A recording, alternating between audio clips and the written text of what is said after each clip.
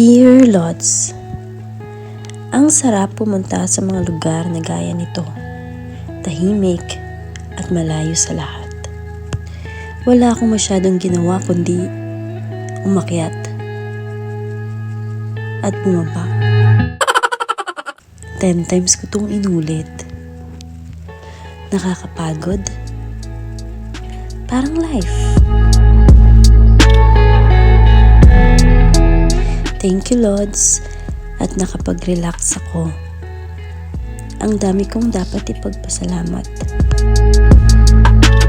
Sabi nga, appreciate little things in life. Gaya ng drawing na to.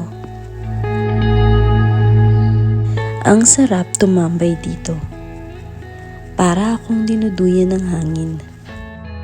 Masarap din mag-emote.